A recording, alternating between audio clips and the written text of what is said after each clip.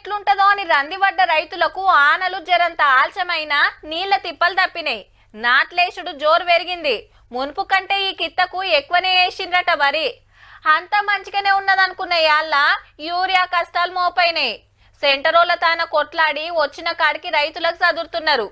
ఇక ఈ నెల దాటిందంటే వచ్చే నెలకెళ్ళి కోతల మీద పడతారు రైతులు.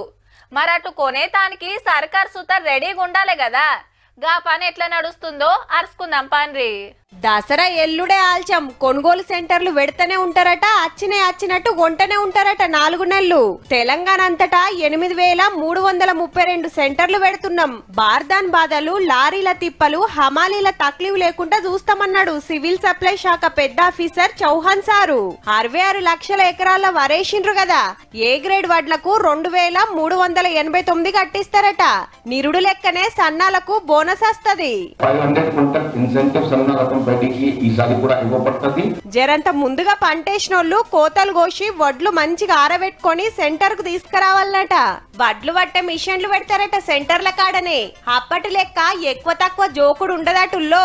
ఎవరైనా ఫాలో చేయకపోతే వారి మీద యాక్షన్ తీసుకుంటామనేది చెప్పడం జరిగింది. బయట అగ్వ సగ్వ కమ్ముకొని లాస్ కాకుర్రి, సర్కార్ సెంటర్లకే వట్కరారి అని కోరుతున్నారు ఆఫీసర్లు.